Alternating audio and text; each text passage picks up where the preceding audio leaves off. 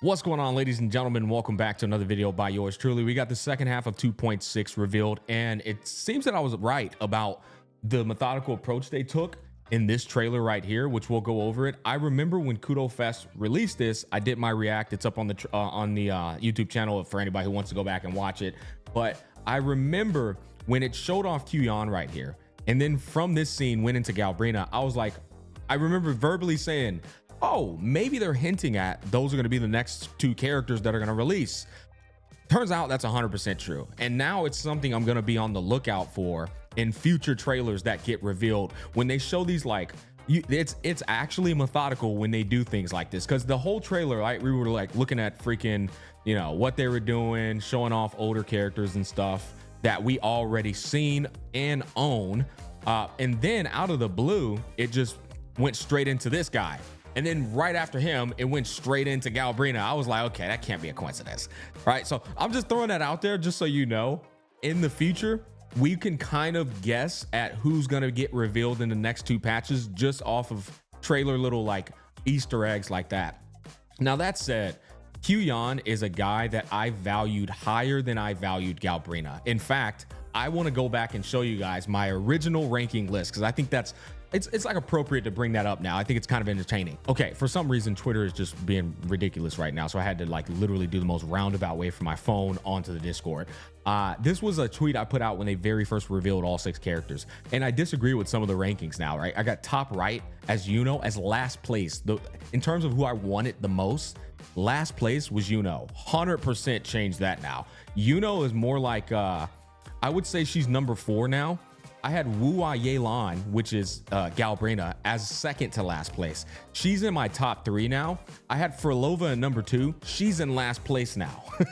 And I had Qiuyuan in number 3. Honestly, I'm not really crazy. Qiuyuan looks incredible. I have her in number 3 because that's kind of like my a bit of a weakness of mine, is like the brunette girl with the freaking like stone cold face that just is absolute assassin, right? And she kind of like fit the bill there. But now that I know, and this could very well change again, but now that I know who Galbrina is and who Yuno is and all of that jazz, I might still put Qiuyuan in front of Yuno. I might. We'll have to see about that, because Yuno's kit, although I love it, it's still a little bit too floaty for me. Whereas with Qiuyuan, he's in front of everyone except Augusta. Augusta's kit is beautiful for me. I love the time stop. I love that Griffin going into the air. She's got a Shoryuken. I hit the money when I said that she was Mavuika, but better. When I said she was my most prized character out of all 6. I literally knew myself too well with that pick. But the second most prized character for me is going to be Qiuyuan. I mean, guys, this dude, there's not even much to like go off. His like drip marketing, although it looks incredible, it looks cool. I'm not even gonna say incredible. It looks cool, right? It's cliche as hell. It's just a lone wandering swordsman. Brother is literally Yasuo from League of Legends. Let's just be real here, right? But at the end of the day, I am a dude. And I mean, like the kind of dude who grew up with freaking, you know, racing monster trucks and cars. I grew up watching Dragon Ball Z. I boxed a lot. I fought my brothers all the time. I fought my cousins. I was the baby of the family, so I was always scrapping. It's basically what I'm trying to say is I grew up with like the very notion of like just wanting to be the superhero or the badass guy. That's what I'm trying to get at. And this guy, like lone wandering swordsman, it's like I feel like every male kid's dream. It's just like, bro, I want to be that guy. They got the freaking you know what I mean?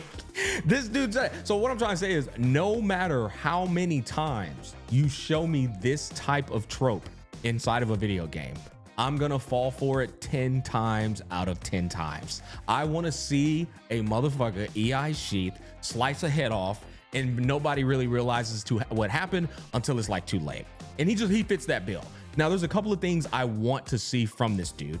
And one of them is, I want this guy to, here we go. I please, Kudo, I'm not asking for much, dog. Just give him the same voice actor as Yasuo so I can hear, and even give a little Easter egg in there, something along the lines of this. Death is like the wind, always by my side. Bro, you gotta give him Yasuo's VA, like, y'all got, you got to, bro. That Death is like the wind, always by my side. Damn it, I didn't do it as good as him, bro. This guy's like gangster with it, bro. Death is like the wind, always by my side. Death is like the wind, always by my side. I can't do it. I'm like, nah, I'm too goofy. I'm too giggly right now. Fucking hell, giggle smack. What Saint called me that one time. I'm too giggly right now. I could nail it if I was serious, but if y'all could give him the same VA, I know it's probably too late, but damn, what a missed opportunity that would be. Another thing that I need to start asking of you guys, I need Smack's getting ready to complain. Prepare yourself. The #1 complainer in the space is getting ready to complain. For the love of God, can we start getting some skins like this, bro? Come on, man. Come on, bro. Like, if you gave this shit to Qiuyuan when they release too, like we need a new standard set in this space. When they release, they need to have a skin right there, bro, right next to him. Hey man, we selling the skin right here. As soon as he comes out, I would drop money on this hoe right here, brother. Yes, I would. You know what I'm saying? All right, I got a little off topic there. We got some more things, some topics I want to talk about, but ultimately I can't really there's nothing to comment on in here, bro. What the fuck are we looking at, bro? Bro's sitting on a cliff. That I have envisioned as a boy doing this. When I'm like daydreaming and fantasizing about being like that being him, this is the literal pose I make. It's like, yeah, nigga, on the edge of a cliff, if you fall off of it, you're dead. And there's no fear at all. And you know what's crazy? I think this guy is fucking blind. I do. I think he is. Look at his eyes, man. There's white there. There's nothing there. If we go back to this trailer, yeah, bro, if we go back to this, I think Brother Man might very well be blind, which would make him all the more cool, bro. Oh my God. Maybe the crows is how he sees. What's up? Well, yeah, am I overcooked right here, bro? Maybe the crows is how bro's vision is. Or he's also got these scrolls all across his cloth. I love loose clothing. That shit always looks cool. Maybe he like casts some scroll type shit. Cause here's the other thing. This motherfucker ain't just Yasuo. You know who else he remind me of? He remind me of Jubei from Ninja Scrolls, bro. Where's that? He remind me of this motherfucker right here from Ninja Scrolls, bro. I'm telling you, I was prepared, boys. If you were to take Jubei and fuse him in with Yasuo, you literally have Qiuyuan. Like, you literally have Qiuyuan. This is the guy right here, man. And any OGs that grew up watching anime know about Ninja Scrolls, bro. This shit is gangster, dog. Yeah, no, but anyways, I think this guy is a must pull for me no matter what. The thing that really sold it was the one strike to settle it all. So you know damn well the ultimate standoff between samurai when they put their shit in the side and they look at each other, bro, and then they go, you know he gonna have that. And you know what makes me even more excited? I feel like this is the kind of play style, one strike to settle it all. So that means he's gonna be super burst heavy. I pray to God he synergizes with Kung Fu Panda, aka my favorite standard character in the entirety of the game, because she gives Resonance Liberation damage bonus over. He's got to be wind. Okay, it's not even about that he's got green in his fucking outfit. Every wandering swordsman has got to be wind element. He's Yasuo, bro, right? So like if he's wind element, he synergizes with my Kung Fu Panda, my life's complete. My life's complete, bro. They got the same exact color palette. Apparently a long time ago, people were speculating that this dude is supposed to be, and I don't even know if this is true, but he's supposed to be the master of both her and bullying, right? This is supposed to be both of their masters. And then if you look at his shit over here, resilience and absolute integrity, right? Wandering Huanglong alone, he seeks not fame nor high office, but a mastery of swordsmanship and a life guided by high morals. I would say anybody that's like living, like who embodies the very belief system of yin and yang is gonna fall in line with these virtues.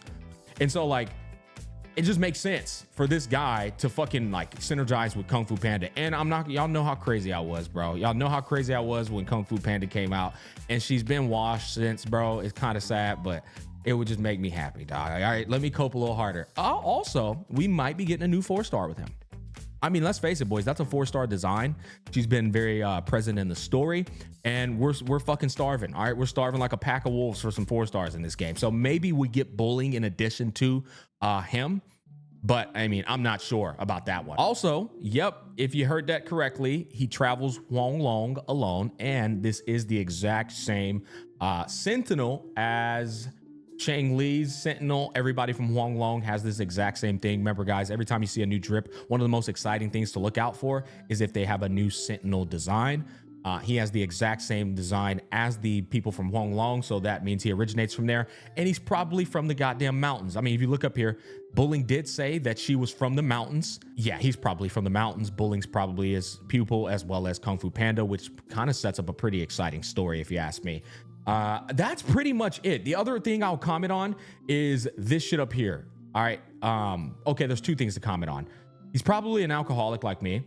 I'm not really an alcoholic. I have a drink, but he probably drinks, right, a lot. And all wandering swordsmen be drinking their ass off because they're just fucking emo, like edgy, sad, sad life, sad biscuits who have made all the wrong choices when they were younger, and now they're just like, you know, now they're just like going back and trying to find peace by slicing more heads off. It never makes any sense, to be honest.